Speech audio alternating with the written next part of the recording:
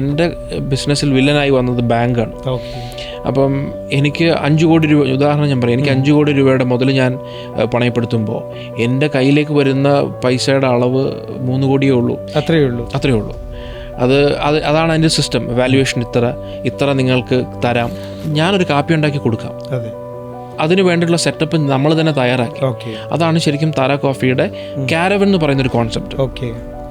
അതൊരു combination of ഒരു high end ആയിട്ടുള്ള ഒരു ബ്രൂവിങ് സെറ്റപ്പും ഒരു ന്യൂ ഏജ് ആയിട്ടുള്ള ഒരു കഫേയും കൂടിയാണ്. നമ്മുടെ ആ ഏരിയ താമസിക്കുന്ന ഒരു നെതർലൻഡ്സുകാരനുണ്ട്.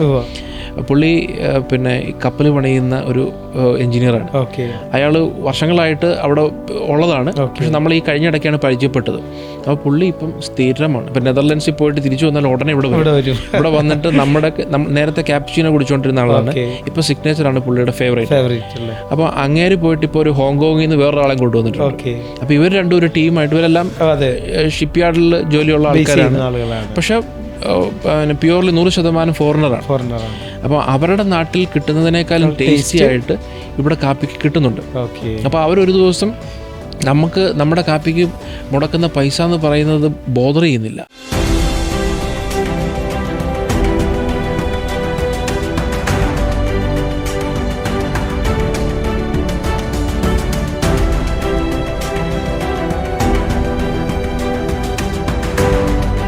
കേംബ്രിഡ്ജ് യൂണിവേഴ്സിറ്റിയിൽ പഠിക്കുകയും സിംഗപ്പൂര് ജോലി ചെയ്യുകയും ചെയ്തിട്ട് ഇതൊന്നും വേണ്ടെന്ന് വെച്ച് ഇന്ത്യയിൽ വന്ന് സ്വന്തമായിട്ടൊരു സ്ഥാപനം സ്റ്റാർട്ട് ചെയ്ത് താര കോഫി എന്നാണ്. മനുഷ്യൻ്റെ ജീവിതത്തിൽ ഒഴിവാക്കാൻ പറ്റാത്ത, ഭക്ഷണങ്ങളിൽ ഒഴിവാക്കാൻ പറ്റാത്തൊരു കാര്യമാണ് കോഫി. അതിന് വലിയൊരു മാർക്കറ്റ് കണ്ട് സ്വന്തമായിട്ടൊരു സ്ഥാപനം സ്റ്റാർട്ട് ചെയ്ത താര കോഫിയുടെ ഫൗണ്ടറാണ് മിസ്റ്റർ അനന്തു. അദ്ദേഹത്തെ പ്രോഗ്രാമിലേക്ക് ഹൃദയം നിറഞ്ഞ സ്വാഗതം ചെയ്യാണ്. സ്വാഗതം സർ. Thank you sir. എങ്ങനെയാണ് ഇത്രയും വലിയൊരു ജോലിയൊക്കെ ഉപേക്ഷിച്ചിട്ട് കേരളത്തിൽ വന്ന് ഇങ്ങനെ ഒരു സ്ഥാപനം സ്റ്റാർട്ട് ചെയ്യാനുള്ള ഒരു പ്രചോദനം ഉണ്ടായത്? വാസ്തവത്തിൽ ഞാനൊരു സുപ്രഭാതത്തിൽ ജോലി ഉപേക്ഷിച്ച് നാട്ടിലേക്ക് വരികയായിരുന്നില്ല. ഞാൻ ചെയ്തുകൊണ്ടിരുന്ന ജോലിയുടെ ഭാഗമായിട്ട് കാപ്പിയെ പറ്റിയിട്ട് ഒരു സ്റ്റാറ്റിസ്റ്റിക്സ് ഉണ്ടാക്കിക്കൊണ്ടിരിക്കുകയും അതിനെപ്പറ്റി അങ്ങനെ ഒരു കണ്ടുപിടുത്തം നടത്തിക്കൊണ്ടിരിക്കുന്ന ഒരു കാലഘട്ടത്തിൽ നമ്മുടെ കയ്യിലുള്ള, അതായത് പാരമ്പര്യമായിട്ട് നമ്മുടെ കയ്യിലുള്ള ഒരു കാപ്പിത്തോട്ടത്തിനകത്തുനിന്ന് കാപ്പി ഉൽപ്പാദിപ്പിച്ചെടുക്കുകയും അതിനകത്ത് വാല്യൂ ആഡ് ചെയ്യാൻ പറ്റുമെന്ന് മനസ്സിലാക്കിയപ്പോൾ അറിയാതെ നാട്ടിൽ വന്ന് കൂടിയതാണ്. അറിയാതെ നാട്ടിൽ വന്ന് കൂടിയിട്ട് എൻ്റെ ഉദ്ദേശം എന്ന് പറഞ്ഞാൽ നാട്ടിൽ വരിക, ഞാൻ ജോലി ചെയ്തുകൊണ്ടിരിക്കുന്ന സമയത്ത് തന്നെ കുറച്ച് കാപ്പിക്കൊരു വിദേശത്തെത്തിക്കുക, അങ്ങനെ എത്തിക്കാനായിരുന്നു എൻ്റെ ഒരു പ്ലാൻ. പക്ഷെ വാസ്തവത്തിൽ അങ്ങനെ വന്ന് അറിയാതെ ഇവിടെ ആയി പോവുകയാണ് ചെയ്തത്. ഈ പാരമ്പര്യമായി എന്ന് പറയുന്നത് അതെങ്ങനെയാണ്? അത് നമുക്ക് അപ്പനും അമ്മയായിട്ട് ഉണ്ടാക്കിയിരിക്കുന്ന കാപ്പി തോട്ടം, അല്ലെങ്കിൽ അത് ഇപ്പം നമ്മൾ ആദ്യ ചെറുപ്പകാലഘട്ടങ്ങളിൽ അവരോട് താമസിച്ച് പഠിക്കുമ്പോൾ അവർ ചെയ്യുന്ന കൃഷിയിൽ നമ്മളും അറിയാതെ ഇൻവോൾവ് ചെയ്യും. അപ്പം ആ സമയത്ത് നമുക്ക് കാപ്പിയായിട്ട് അടുത്ത് ഇടപഴകുകയും നമ്മൾ കാപ്പി പറിക്കുകയും കാപ്പി ഉണക്കുകയൊക്കെ ചെയ്തിട്ടുള്ള ഒരു എക്സ്പീരിയൻസ് അന്നുണ്ട്. അപ്പോൾ അത് ഭാവിയിലേക്ക് മുന്നോട്ട് കൊണ്ടുപോകുമ്പം അത് ചെറിയൊരു സംഗതി ആയിരുന്നില്ല എന്നും ഇതൊരു ഗ്ലോബൽ കമ്മോഡിറ്റിയാണ്. അതിപ്പം ഇൻ്റർനാഷണലി ആൾക്കാർ ഇത്രമാത്രം വില മതിക്കുന്നതും ഇത്ര അപ്രിഷ്യേറ്റ് ചെയ്യുന്ന ഒരു ഉൽപ്പന്നമാണ് ഞങ്ങൾ തൊട്ട് വളർന്നതെന്നുള്ള ഒരു തിരിച്ചറിവ്. അപ്പോൾ അതിനകത്ത് വാല്യൂ ആഡ് ചെയ്യണം, അല്ലെ എനിക്ക് അതിനകത്ത് ചെയ്യാൻ പറ്റുന്ന അറിവ് എനിക്കുണ്ട് എന്നൊരു തോന്നൽ വന്നു. അപ്പോൾ അതിനി മെച്ചപ്പെടുത്താൻ വേണ്ടിയിട്ട് നമ്മുടെ കയ്യിലുള്ള ആ ഒരു റിസോഴ്സ് നന്നായിട്ട് ഉപയോഗിക്കുക എന്നുള്ളൊരു കാഴ്ചപ്പാടുകൂടിയാണ് ഞാൻ ശരിക്കും പറഞ്ഞാൽ ഈ മേഖലയിലേക്ക് ഇറങ്ങിയത്. ശരിക്കും വിദേശത്ത് പഠിക്കുക, ഇപ്പോൾ കേംബ്രിഡ്ജ് യൂണിവേഴ്സിറ്റി പോലുള്ളൊരു യൂണിവേഴ്സിറ്റിയിൽ പഠിച്ച് സാധാരണ അവിടെ തന്നെ സെറ്റിൽ ചെയ്യാനാണ് ശ്രമിക്കത്തുള്ളൂ, അല്ലേ? ഇപ്പം എത്രയെല്ലാം ഇത് നമ്മുടെ ഇന്ത്യയിലുണ്ടെങ്കിൽ അവിടെ തന്നെ സെറ്റിൽ ചെയ്ത് അവിടുത്തെ സൗകര്യങ്ങളിലൂടെ ജീവിച്ചു പോകാനാണ് ആഗ്രഹിക്കുന്നത്. അപ്പോൾ എന്താണ് ഈ കോഫി പൗഡറിലേക്ക് അത്രയും ഒരു ഇതിലേക്ക് വരാനുള്ള പ്രചോദനം എന്താണ്? അതായത് നമ്മൾ വിദേശത്ത് താമസിക്കുന്ന സമയത്തോ അല്ലെങ്കിൽ പഠിക്കുന്ന സമയത്തൊക്കെ കാപ്പിക്ക് വിദേശ രാജ്യങ്ങളിലുള്ള ഒരു ഇഷ്ടം അല്ലെങ്കിൽ അവർക്കുള്ള ഒരു ജനസമ്മതി വളരെ കൂടുതലാണ്. പുറത്ത് ചായ കിട്ടുന്നതിൻ്റെ അളവ്, ചായ കിട്ടുമെങ്കിലും നല്ല ചായ കിട്ടാനുള്ള സാധ്യത കുറവും നല്ല കാപ്പി കിട്ടാനുള്ള സാധ്യത വളരെ കൂടുതലുമാണ്. അപ്പം എൻ്റെ ഒരു കാഴ്ചപ്പാടെന്ന് പറയുന്നത്, നമ്മൾ ഈ കാപ്പി അത്രമാത്രം അവർ സ്നേഹിക്കുന്നുവെങ്കിൽ, അതായത് ഏറ്റവും കൂടുതൽ കാപ്പി കൺസ്യൂം ചെയ്യുന്ന രാജ്യങ്ങളിൽ കൂടെ നമ്മൾ യാത്ര ചെയ്യുമ്പോൾ അവർക്ക് ഇതിനോടുള്ള താല്പര്യം, ആ താല്പര്യം എന്നിലേക്ക് വന്നത് എങ്ങനെയാണെന്ന് വെച്ച് കഴിഞ്ഞാൽ, നമ്മൾ ഉൽപ്പാദിപ്പിക്കുന്ന സാധനമാണ്. നമ്മുടെ നാട്ടിൽ ഒരു സിമ്പിൾ ഉദാഹരണം പറയാം. അതായത് ഇപ്പോൾ അറബ് നാട്ടിൽ അറബികൾക്ക് ക്രൂഡ് ഓയിൽ എങ്ങനെയാണോ എന്ന് പറയുന്ന പോലെ തന്നെയാണ് കാപ്പി ഉൽപ്പാദിപ്പിക്കുന്ന രാജ്യങ്ങളിൽ വളരെ കുറവാണ്. തീർച്ചയായിട്ടും ലോകത്ത് അത്രയും വാല്യൂ തന്നെ കാപ്പി ഉൽപ്പാദിപ്പിക്കുന്ന രാജ്യങ്ങളുണ്ടെന്നുള്ളതാണ്. ക്രൂഡ് ഓയിൽ പോലെ തന്നെ എല്ലാ ദിവസവും റേറ്റ് മാറുന്ന അല്ലെ വില വ്യത്യാസം വരുന്ന ഒരു ഇന്റർനാഷണൽ കമ്മോഡിറ്റിയാണ് കാപ്പി. ഓക്കെ. അപ്പം അങ്ങനെയുള്ള ഒരു പിന്നെ ഒരു അഗ്രികൾച്ചറൽ പ്രൊഡ്യൂസിനെ നമുക്ക് വേണ്ട രീതിയിൽ കൈകാര്യം ചെയ്ത് മുന്നോട്ട് വാല്യൂ ആഡ് ചെയ്ത് കൊണ്ടുവന്നു കഴിഞ്ഞാൽ ഒരു പ്രത്യേകമായിട്ടുള്ളൊരു ടേസ്റ്റ് ഉണ്ടാക്കിയെടുക്കാൻ സാധിക്കുമെന്ന് എനിക്കന്ന് മനസ്സിലായിരുന്നു. ഇപ്പോൾ പാരമ്പര്യമായിട്ട് കോഫിയെക്കുറിച്ച് അറിയാമെന്ന് പറഞ്ഞല്ലോ. അപ്പോൾ ശരിക്കും എവിടെയാണ് സ്വദേശം, എങ്ങനെയാണ് വിദേശത്തേക്ക് പഠിക്കാൻ പോകുന്ന സാഹചര്യമൊക്കെ ഒന്ന് പറയൂ. അതായത് ഇപ്പം എൻ്റെ അച്ഛനും അമ്മയും ഞങ്ങൾ മധ്യ തിരുവിതാംകൂറിൽ നിന്ന് വയനാട്ടിലേക്ക് കുടിയേറിയതാണ്. അവർക്ക് ജോലിയായിട്ട് അങ്ങോട്ട് വയനാട്ടിലേക്ക് കുടിയേറിയതാണ്. അപ്പം അങ്ങനെ വന്ന സമയത്ത് അവിടെ കൃഷിയോടുള്ള താല്പര്യം കൊണ്ട് അവർ കുറച്ച് തോട്ടം വാങ്ങി. അപ്പം അതെന്ന് പറയുന്നത് നമ്മുടെയും ഒരു ഭാഗമായി വന്നു. അതിനോട് ഇഷ്ടം ഉണ്ടായിരുന്നു. അങ്ങനെ വന്നപ്പം നമുക്ക് വയനാട്ടിലുണ്ടാവുന്ന കാപ്പിയുടെ മേന്മ അറിയുന്നത് വിദേശത്തിരിക്കുമ്പോഴാണ്. അപ്പോൾ പുറംനാട്ടിൽ ചെല്ലുമ്പോൾ ഇപ്പോൾ എൻ്റെ ഒരു അക്കാഡമിക് ഇൻട്രസ്റ്റ് എന്ന് പറയുന്നത് നമ്മുടെ അക്കാഡമിക് കരിയർ എങ്ങനെയെങ്കിലും പെർസ്യൂ ചെയ്ത് മുന്നോട്ട് പോയി എക്സൽ ചെയ്തിട്ട് അവിടെ തന്നെ കുടിയേറുക, അല്ലെ അവിടെ തന്നെ താമസിച്ച് ജീവിക്കുക എന്നുള്ളതായിരുന്നു. അവിടെ തന്നെ സെറ്റിൽ ആവുക എന്നുള്ളതായിരുന്നു. അത് തന്നെയായിരുന്നു അന്നുണ്ടായിരുന്ന ഒരു സ്വപ്നം. അതിന് ഈ പറയുന്ന പോലെ ഒരു തടസ്സം നേരിട്ടത് എങ്ങനെയാണെന്ന് വെച്ചാൽ കാപ്പിയെ പരിചയപ്പെട്ടപ്പോഴാണ്. അപ്പോൾ വിദേശികൾക്ക് കാപ്പി ഇത്രമാത്രം വാല്യുബിൾ ആണെന്നുള്ളത് തിരിച്ചറിയുകയും അവരതിനോട് കാണിക്കുന്ന റെസ്പെക്റ്റും അല്ലെങ്കിൽ അതിനോട് മുടക്കാൻ തയ്യാറാവുന്ന പൈസയുടെ താല്പര്യം കണ്ടപ്പോൾ എനിക്ക് തോന്നിയത് നമുക്കും നമ്മുടെ യുണീക്കായിട്ടുള്ളൊരു ടേസ്റ്റ് ഒരു വിദേശിക്ക് പരിചയപ്പെടുത്തി കൊടുക്കാനുള്ള ഒരു അവസരമുണ്ട് എന്ന് മനസ്സിലാക്കിയിട്ടാണ് ഞാൻ ശരിക്കും ഇൻസ്പയർഡ് ആവുന്നത്. അങ്ങനെ 2015 തിരിച്ച് വയനാട്ടിൽ വന്നിട്ട് ഒരു ചെറിയ ഒരു ഫെസിലിറ്റി സ്റ്റാർട്ട് ചെയ്യുമ്പോൾ സ്വാഭാവികമായിട്ടും അന്നും ഒരു ഓർഗനൈസേഷൻ ഉണ്ടാക്കുക എന്നൊരു തോന്നലിലല്ല, ഇത് അറിയാതെ സംഭവിച്ചൊരു സംഗതിയാണ്. അപ്പോൾ എൻ്റെ അൾട്ടിമേറ്റ് ആയിട്ടുള്ള ഉദ്ദേശം എന്ന് വെച്ചാൽ നാട്ടിലുള്ള കാപ്പി, നമ്മൾക്കുണ്ടാകുന്ന കാപ്പി നല്ലൊരു ഫോമിൽ രുചികരമായിട്ട് എടുത്ത് മുന്നോട്ട് കൊണ്ടുപോകണം. അപ്പോൾ ഇതിനകത്ത് ഒരുപാട് സയൻസ് ഉണ്ടെന്നുള്ളതറിയാം. അപ്പം അത് വരുന്ന ഭാവിയിൽ അത് മനസ്സിലാക്കിയെടുക്കാം, അതിന് ക്വാളിറ്റി ഇമ്പ്രൂവ് ചെയ്യാം എന്നുള്ളൊരു ഐഡിയയിൽ അവിടെ തുടരുകയും ചെയ്യാം. ഇവിടെ ഈ പരിപാടി നടത്തി കാപ്പി അങ്ങോട്ട് കൊണ്ടുപോകാം എന്നുള്ള ആശയത്തിലാണ് വാസ്തവത്തിൽ തുടങ്ങിയത്. സത്യത്തിൽ നമുക്കിതിൻ്റെ സയൻറ്റിഫിക് ആയിട്ടുള്ള വശങ്ങൾ അറിയില്ലെങ്കിലും നമ്മൾ ചെറുപ്പം മുതലേ ഇതുമായിട്ടുള്ള ദൈനംദിന ജീവിതത്തിൽ ഇതൊരു അവിഭാജ്യ ഘടകമായിട്ട് ആയിരുന്നു. അതെ, അങ്ങനെ വന്നു. അങ്ങനെ 2015 വയനാട്ടിൽ ഇതിന് വേണ്ടിയിട്ടുള്ള ഒരു ചെറിയൊരു ഫെസിലിറ്റി, ക്യൂറിംഗ് വർക്ക്സ് എന്നാണ് പറയുക, കോഫി ക്യൂറിംഗ് വർക്ക്സ്. അപ്പം ഇപ്പം നമ്മൾ ആലോചിക്കുമ്പോൾ അന്ന് ചെയ്ത പരിപാടി എന്ന് പറയുന്നത് ശരിക്കും ഒരു ഇൻഡസ്ട്രി സെറ്റപ്പായിരുന്നു. പക്ഷെ നമ്മളത് അന്ന് അറിഞ്ഞിരുന്നില്ല. ഓട്ടോമാറ്റിക്കലി സംഭവിക്കുന്ന ഒരു സംഗതി ആയതുകൊണ്ട് നമുക്ക് ഇൻഡസ്ട്രി ഉണ്ടാക്കണമെന്നുണ്ടെങ്കിൽ പണം വേണം. അതിന് പണം വേണമെങ്കിൽ ആ പണം കണ്ടെത്തുന്നതിനുള്ള എളുപ്പമാർഗ്ഗം എന്ന് പറയുന്നത് പാരമ്പര്യമായിട്ട് നമ്മുടെ കയ്യിലുള്ള വസ്തു ബാങ്കിൽ പണയപ്പെടുത്തുക, പൈസ എടുക്കുക. അങ്ങനെ തന്നെ ഞാനും ചെയ്തു. അങ്ങനെ ചെയ്തെങ്കിൽ പക്ഷേ നമ്മുടെ നാടിൻ്റെ ഒരു സംവിധാനം അനുസരിച്ചിട്ട് നമുക്ക് ഒരാൾക്ക് ഇങ്ങനെയുള്ള സംഗതികൾ ചെയ്യുന്നതിനൊരു പരിമിതി ഉണ്ട്. അപ്പം ആ പരിമിതി നമ്മൾ തിരിച്ചറിയുക എന്ന് പറയുന്നതിലാണ് ശരിക്കും നമ്മുടെ വിജയം. അപ്പം അതറിയാതെ അതിൻ്റെ ആ ഒഴുക്കിൽപ്പെട്ട് അങ്ങനെ പോകുമ്പോൾ സ്വാഭാവികമായിട്ടും ആ ഒഴുക്ക് നമ്മളെ വേറൊരു ഡയറക്ഷനിലേക്ക് കൊണ്ടുപോകും. അങ്ങനെ എന്നെയും കൊണ്ടുപോയി. അങ്ങനെ കൊണ്ടുപോയപ്പോഴാണ് ശരിക്കും പറയുന്നത് എനിക്ക് എൻ്റെ ബിസിനസ്സിൽ വില്ലനായി വന്നത് ബാങ്കാണ്. അപ്പം എനിക്ക് 5 കോടി രൂപ, ഉദാഹരണം ഞാൻ പറയാം, എനിക്ക് 5 കോടി രൂപയുടെ മുതൽ ഞാൻ പണയപ്പെടുത്തുമ്പോൾ എൻ്റെ കയ്യിലേക്ക് വരുന്ന പൈസയുടെ അളവ് 3 കോടിയേ ഉള്ളൂ. അത്രയേ ഉള്ളൂ. അതാണ് അതിൻ്റെ സിസ്റ്റം. വാല്യുവേഷൻ ഇത്ര നിങ്ങൾക്ക് തരാം.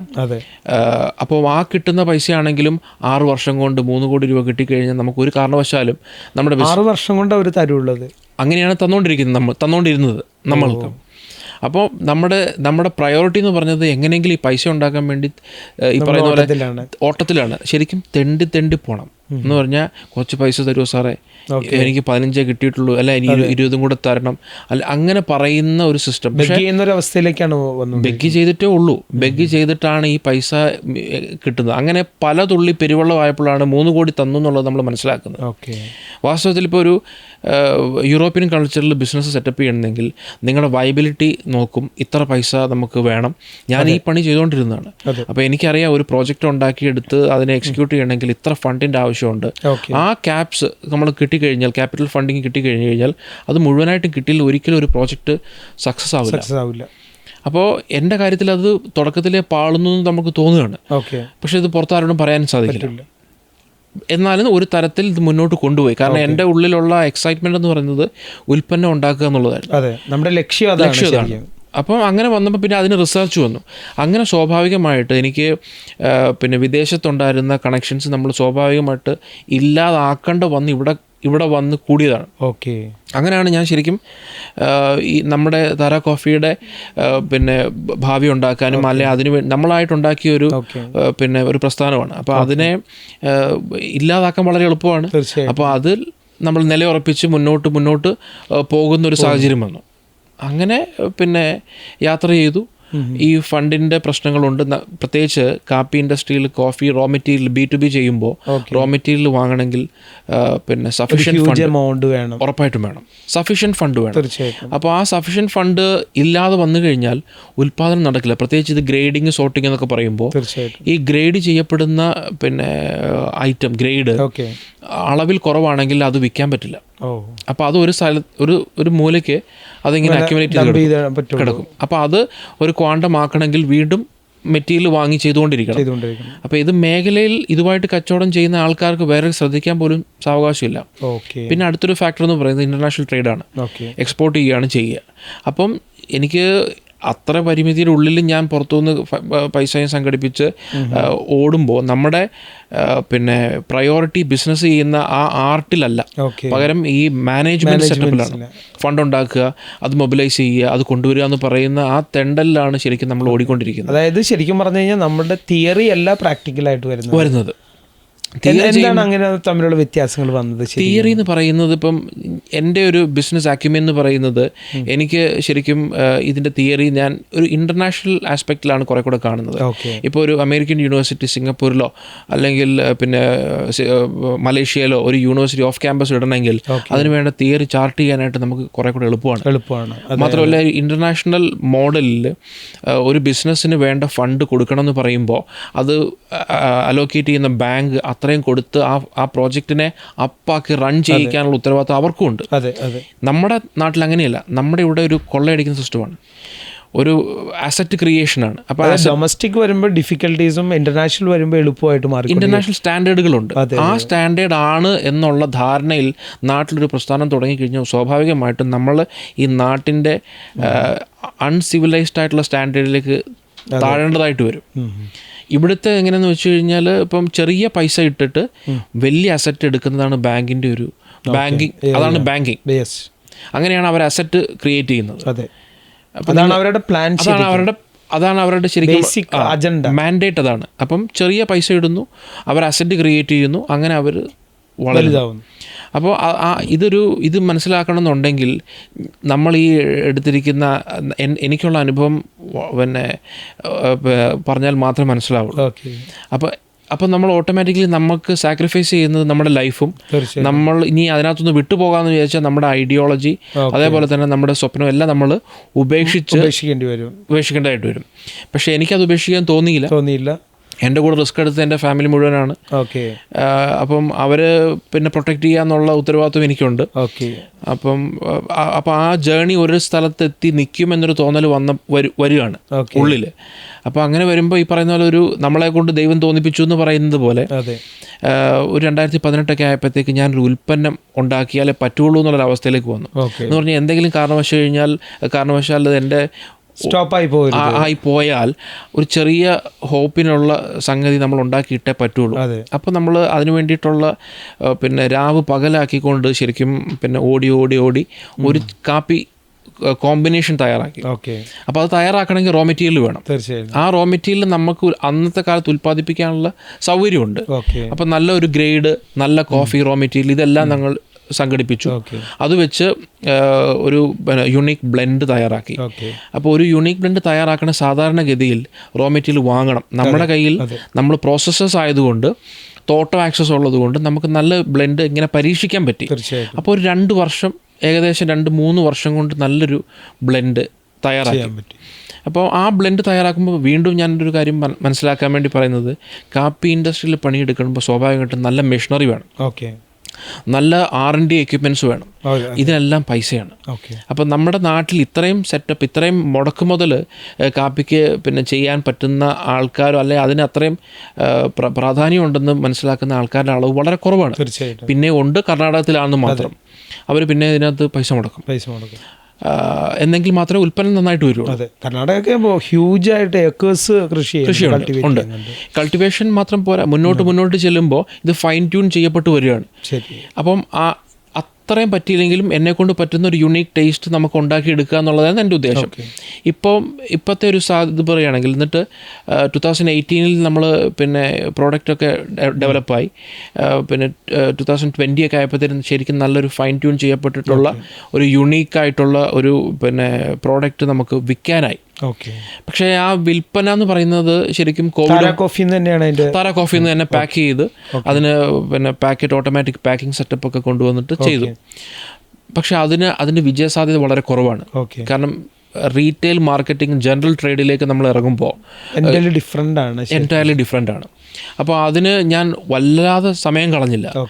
അപ്പോഴും ഞാൻ പറഞ്ഞുകൊണ്ടിരുന്നത് എൻ്റെ കാപ്പി ടേസ്റ്റ് ഉണ്ട്, അല്ലെങ്കിൽ ഞാനത് ഒരു യുണീക്ക് ആണെന്ന് നമ്മൾ പറയുമ്പോൾ ഇത് ആരും കേൾക്കില്ല, തീർച്ചയായിട്ടും, അല്ലെങ്കിൽ കൊണ്ടുവന്ന ആൾക്കാർക്ക് ഉണ്ടാക്കാൻ അറിയാത്തത് കൊണ്ട് അത് മോശമായി ആകും. അപ്പോൾ ഞാൻ വളരെ ഇമ്പോർട്ടൻ്റ് ആണല്ലോ, പ്രിപ്പറേഷൻ വളരെ ഇമ്പോർട്ടൻ്റ് ആണ്. നമ്മൾ സാധാരണ നമ്മുടെ നാട്ടിലുള്ള മലയാളിയോട് കാപ്പി ഉണ്ടാക്കാൻ പറഞ്ഞാൽ നേരെ പോയിട്ട് പിന്നെ വെള്ളം തിളപ്പിക്കും, പാലും വെക്കും, പൊടിയിടും, അത്രയേ ഉള്ളൂ.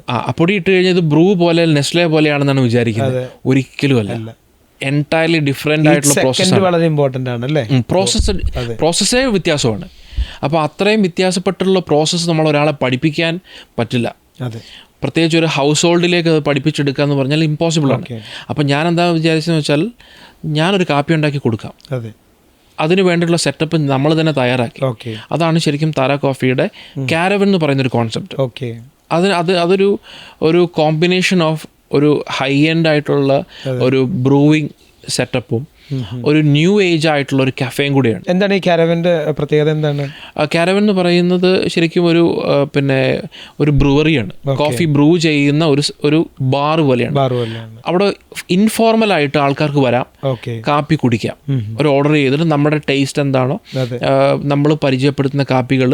എത്ര തരം കോഫികൾ നമ്മൾ ഇപ്പോൾ നിയർലി 90 വെറൈറ്റീസ് ഉണ്ട്. 90 അതെല്ലാം ചെയ്യുന്നത് ശരിക്കും എസ്പ്രസോ ബേസ് ചെയ്തിട്ടും നമ്മുടെ കോഫി ബ്ലെൻഡ് പിന്നെ ഡിക്കോക്ഷൻ ആക്കിയിട്ടൊക്കെയാണ് ചെയ്യുന്നത്. അത് പ്രിപ്പറേഷനിലാണ് അതിൻ്റെ ഒരു കഴിവ്. അപ്പോൾ റോ മെറ്റീരിയൽ നമ്മൾ ഈ പറയുന്നത് പോലെ നമ്മൾ തന്നെ ഉണ്ടാക്കിയെടുക്കുന്നു, റോസ്റ്റ് ബ്ലെൻഡ് എല്ലാം അങ്ങനെ ചെയ്തെടുക്കുന്നു. അത് വെച്ചിട്ടൊരു ബാരിസ്റ്റയാണ് പിന്നെ ഇത് ഗ്രൈൻഡ് ചെയ്യുക. ഗ്രൈൻഡ് സൈസ് മാറ്റർ ആണ് കാപ്പി ബ്രൂ ചെയ്യുന്ന സമയത്ത്. അപ്പം ഒരു 18 ഗ്രാം പൊടി വെച്ചിട്ടാണ് എസ്പ്രസോ എടുക്കുന്നത്. അപ്പോൾ ആ എസ്പ്രസോയ്ക്ക് ഉണ്ടാവേണ്ട ക്വാളിറ്റി, അതിൻ്റെ ടേസ്റ്റ് പ്രൊഫൈൽ, അത് പാലായിട്ട് മിക്സ് ആവുമ്പോൾ പിന്നെ ഉണ്ടാവുന്ന ട്രാൻസ്ഫോം ചെയ്യുന്ന ഒരു ടേസ്റ്റ്, ഇതൊക്കെ ഒരു ബാരിസ്റ്റയ്ക്ക് ഉണ്ടാവണം. അപ്പം ഞാൻ എന്ത് ചെയ്തെന്ന് വെച്ചാൽ, എൻ്റെ അനിയനും ഉണ്ട്, അവനെ ഇങ്ങോട്ട് ക്ഷണിച്ചു, വരാൻ പറഞ്ഞു, വന്നു, ഫോഴ്സ്ഫുള്ളി ഇത് പഠിപ്പിച്ചെടുക്കുമ്പോൾ നമുക്ക് ഒരു ബിസിനസ്സിൻ്റെ കോൺസെപ്റ്റ് വിജയിപ്പിക്കുക എന്നുള്ള ഉദ്ദേശമാണ്. തീർച്ചയായും അതുവഴി അവർക്കും ഒരു പിന്നെ പുതിയ ലൈഫ് ഉണ്ടാക്കിയെടുക്കണം. പ്രത്യേകിച്ച് അവനെ ഡ്രീം ചെയ്യാൻ പഠിപ്പിക്കുകയാണ്. ഇതായിരിക്കും ഇതിൻ്റെ ഭാവി, ഇങ്ങനെ പോയാൽ ഇവിടെ എത്താം എന്നും പറയുന്ന ഒരു ആശയം നമ്മൾ അവരിലേക്ക് കൊടുത്ത് അവരെ സ്വപ്നം കാണാൻ പഠിപ്പിക്കുകയാണ്. കോഫിയിലൂടെ വളരെ വലിയൊരു സാമ്രാജ്യം ഉണ്ടാക്കിയെടുക്കുക എന്ന് പറഞ്ഞു കഴിഞ്ഞാൽ നമുക്കിത് എങ്ങനെയാക്കാം, എങ്ങനെ ഇത് പിന്നെ ഒരു സസ്റ്റൈനബിൾ ബിസിനസ്സായിട്ട് കൊണ്ടുപോകാം, ഇതിൻ്റെ പിന്നെ ഏതൊക്കെ തലത്തിലെത്തിക്കാൻ പറ്റുന്നുള്ള ഒരു ക്ലിയർ പിക്ചർ ഇപ്പം തന്നെ എനിക്കുണ്ട്. അല്ലെങ്കിൽ അങ്ങനെയാണ് അതാണ് നമ്മുടെ പ്രതീക്ഷ യാത്രയിൽ. അപ്പം അത് പ്രകാരം ഇപ്പോൾ 2021 നമ്മുടെ വ്യവസായ മന്ത്രി ഉദ്ഘാടനം ചെയ്തിട്ട് കോഫി കാരവൻ കൊച്ചിയിൽ ആരംഭിച്ചു. അത് ശരിക്കും പറഞ്ഞു കഴിഞ്ഞാൽ എനിക്ക് തോന്നുന്നു ഏത് സാധാരണക്കാരനും ഇൻ്റർനാഷണൽ ടേസ്റ്റ് ചെയ്യാൻ പറ്റാവുന്ന രീതിയിലാണെന്ന് തോന്നുന്നുണ്ട് ഈ കാരവൻ്റെ ഒരു പ്രവർത്തനം. മറ്റേതെന്ന് പറഞ്ഞു കഴിഞ്ഞാൽ ഇപ്പോൾ ഈ കോഫി ഡേ പോലെ അതൊരു കഫേ ആണ്. അവിടെ കയറുന്ന ആളുകൾ ഒരു വിഭാഗം ആളുകൾ മാത്രമേ ഉള്ളൂ അല്ലേ? ഇതെന്ന് പറഞ്ഞാൽ കാരവൻ എന്ന് പറഞ്ഞാൽ ഏതൊരാൾക്കും ആക്സസിബിൾ ആണ്, അങ്ങനെ ചെയ്യാൻ പറ്റാവുന്ന ഒരു. അപ്പോൾ കുറച്ചും കൂടി ബിസിനസ് നമുക്ക് നല്ല രീതിയിൽ കൊണ്ടുവരാൻ കഴിയുവാണ്, ടേസ്റ്റ് ഫീൽ ചെയ്യാൻ കഴിയും. കാരവൻ മാത്രമല്ല, വേറെ എന്തൊക്കെയാണ് നമ്മൾ ചെയ്യുന്നത് ഇപ്പം? ശരിക്കും നമുക്കൊരു പ്രവർത്തിക്കുന്ന ഒരു ബിസിനസ് അല്ലെങ്കിൽ പിന്നെ റവന്യൂ ജനറേറ്റ് ചെയ്യുന്ന ഒരു മോഡൽ എന്ന് വെച്ചാൽ കാരവൻ മാത്രമേ ഉള്ളൂ.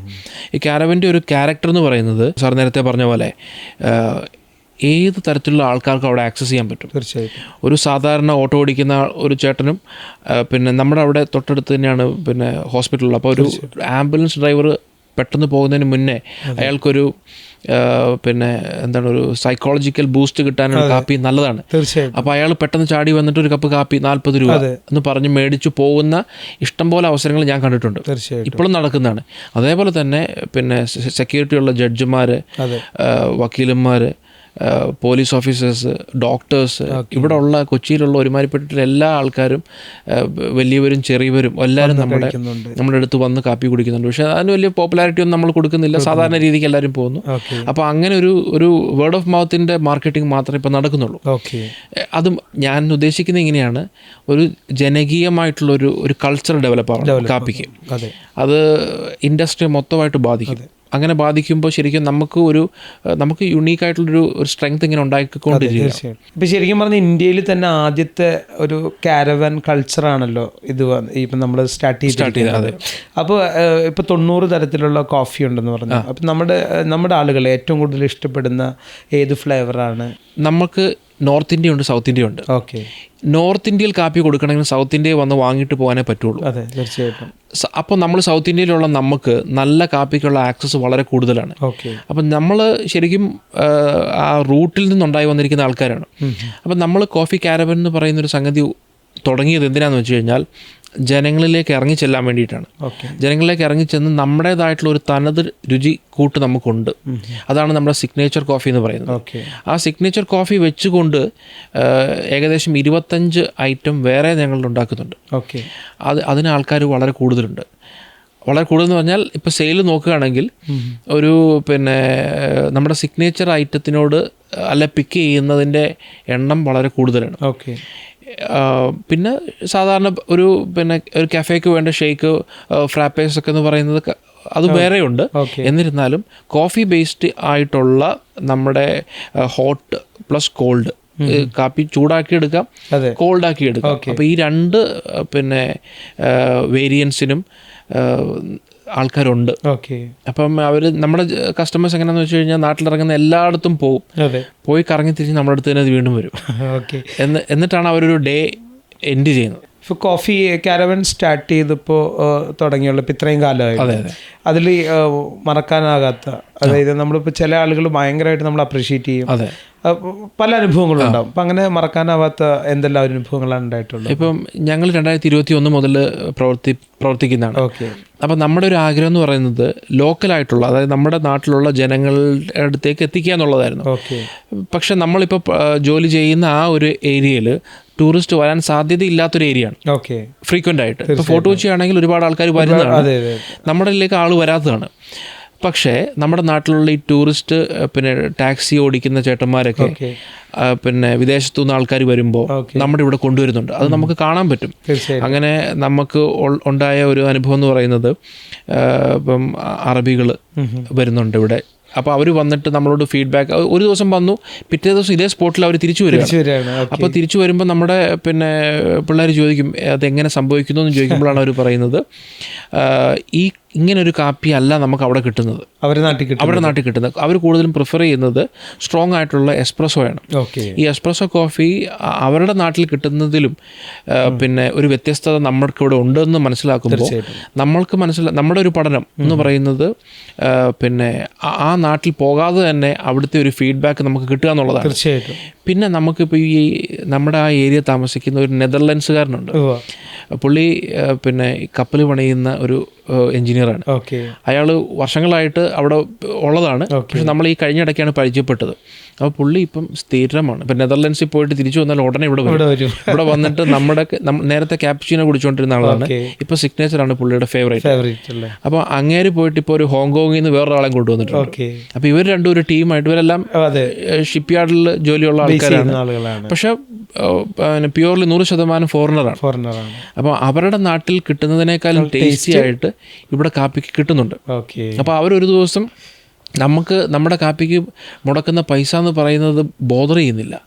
അത് കണ്ടിന്യൂസ് ആയിട്ട് അവർക്ക് പ്രോബ്ലം അല്ല. കാരണം അതൊരു ബേസിക് നീഡാണ്, ഒരു കഫീൻ ഫിക്സ് എന്ന് വേണേൽ പറയാം.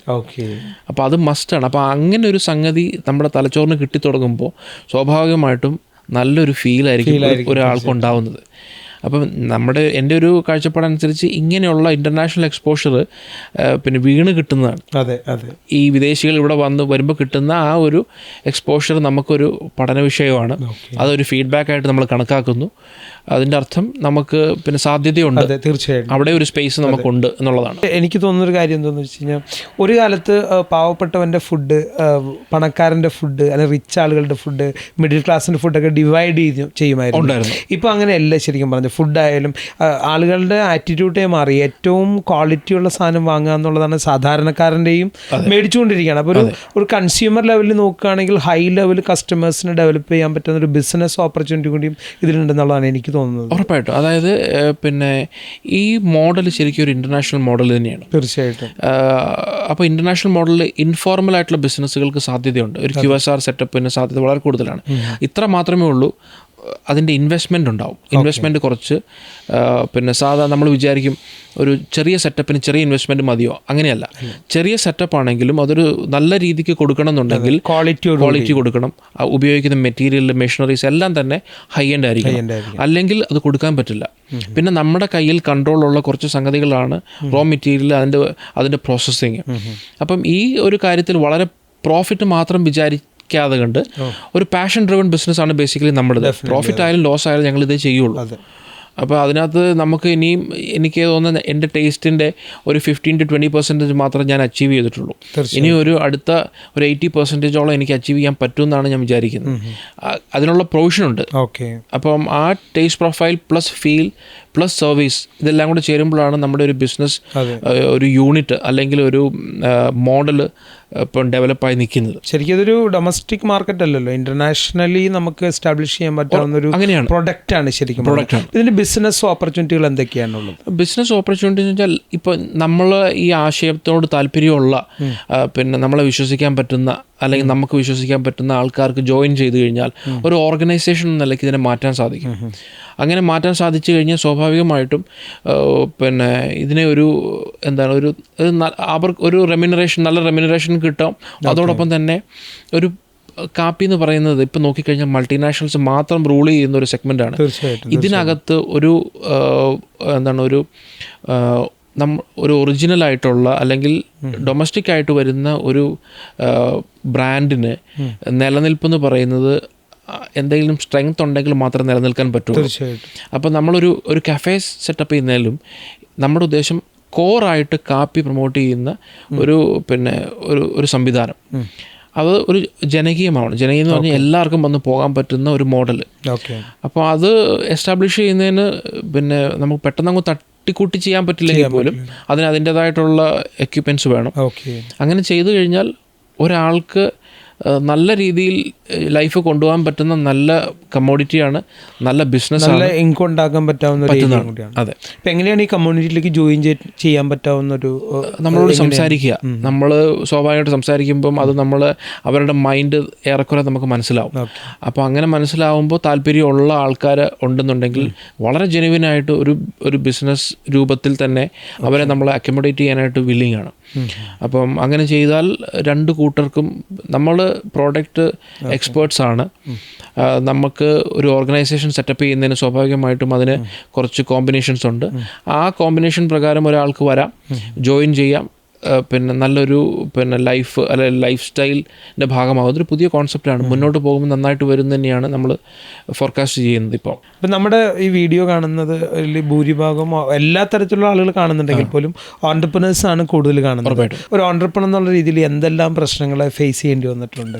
ബേസിക്കലി ഒരു ഓൺട്രപ്രനറിൻ്റെ മൈൻഡ് എന്ന് പറയുന്നത് എക്സൈറ്റ്മെൻ്റ് ആയിരിക്കും. ഈ എക്സൈറ്റ്മെൻ്റ് എന്ന് പറയുന്നത് നമ്മളെ എന്തും ചെയ്യിപ്പിക്കും എന്നുള്ളതാണ്. അപ്പം ആ എക്സൈറ്റ്മെൻറ്റ് ചോരാതിരിക്കണം എന്നുള്ളതാണ് ഞാൻ പറയുന്നത്. അതിന് ബാങ്കിങ് തടസ്സമാകാൻ പാടില്ല. അവരൊക്കെ നമ്മളെ നന്നാക്കാൻ വരുന്നവരല്ല വാസ്തവത്തിൽ. അപ്പം നമുക്ക് നല്ലൊരു സ്ട്രോങ് വിഷൻ ഉണ്ടാവുക. ആ സ്ട്രോങ് വിഷൻ അച്ചീവ് ചെയ്യാൻ വേണ്ടിയിട്ടുള്ള ഹോംവർക്കുകൾ സമയം നോക്കാതെ ചെയ്തുകൊണ്ടിരിക്കുക. നമ്മുടെ പേഴ്സണലായിട്ടുള്ള സ്കിൽ സെറ്റ് വർദ്ധിപ്പിക്കുക. എന്തെല്ലാം പണികൾ ചെയ്യാൻ പറ്റാത്തതുണ്ടോ അത് പഠിച്ച് ചെയ്യുക. ഞാനിപ്പോൾ ഒക്കെ അങ്ങനെ ചെയ്യുന്നത്. നമുക്ക് എന്തെല്ലാം കഴിവുകളില്ലെങ്കിലും അത് ഇല്ലാതെന്ന് മനസ്സിലാക്കി അത് അഭ്യസിച്ച് ചെയ്യുക. എന്നുള്ളതാണ്. അപ്പം ഒരുപാട് പ്രശ്നങ്ങൾ എന്തായാലും ഉണ്ടാവും. വളരെ സ്മൂത്ത് ആയിരിക്കില്ല. പ്രത്യേകിച്ച് നമ്മുടെ ഒരു അറ്റ്മോസ്ഫിയർ എന്ന് പറയുന്നത് ഡെവലപ്പിംഗ് ആണ്. എത്ര രാജ്യം ഡെവലപ്പായെന്ന് പറഞ്ഞാലും നമ്മുടെ രാജ്യത്തിൻ്റെ ഒരു പിന്നെ സ്റ്റാറ്റസ് എന്ന് പറഞ്ഞാൽ ഡെവലപ്പിംഗ് ആണ്. അപ്പോൾ അങ്ങനത്തെ ഒരു ഡെവലപ്പിംഗ് സ്റ്റാറ്റസിൽ പിന്നെ നമ്മളെ സഹായിക്കാനിരിക്കുന്ന അല്ലെങ്കിൽ സഹായിക്കാൻ പറ്റുന്ന സെറ്റപ്പുകളുടെ അളവും കുറവ് തന്നെയാണ്. തീർച്ചയായിട്ടും നമ്മൾ ഹണ്ട് ചെയ്തേ പറ്റുള്ളൂ. അതായത് കോഫിക്ക് ഒരിക്കലും സാധ്യതയില്ലാതെ വരില്ല. അതെ, കോഫി ബിസിനസിന്റെ പ്ലാനിങ് ആണ് ഡൗൺ ആയി പോകുന്നത് ശരിക്കും പറഞ്ഞാൽ. അല്ലെങ്കിൽ കോഫി ഡേ ഇത്രയും വലുതായിട്ട് വരില്ല. അപ്പോൾ ഇനിയും വലിയ ഫ്യൂച്ചർ ഉള്ള ഒരു ഏരിയ ആണ് ശരിക്കും. ഇപ്പോൾ മനുഷ്യനുള്ളിടത്തോളം കാലം അല്ലെ ആ സൊസൈറ്റി കൾച്ചർ ഉള്ളിടത്തോളം കാലം നല്ലൊരു കോഫി കൾച്ചറിനുള്ള സാധ്യതയുണ്ട്. തീർച്ചയായിട്ടും. ഇത്രയും നേരം വളരെ വിലയേറിയ അനുഭവങ്ങളാണ് ഷെയർ ചെയ്തത്. താര കോഫി ലോകത്തിലെ എല്ലാ രാജ്യങ്ങളിലേക്കും എത്തിപ്പെടാൻ കഴിയട്ടെ. അതേപോലെ നമ്മുടെ ഇന്ത്യക്കാർ എല്ലാവരും ഈ കോഫിയെ ഇഷ്ടപ്പെടട്ടെ എന്ന് ആത്മാർത്ഥമായിട്ട് പ്രാർത്ഥിച്ചുകൊണ്ട് താങ്ക് യു വെരി മച്ച്. വളരെ നന്ദി.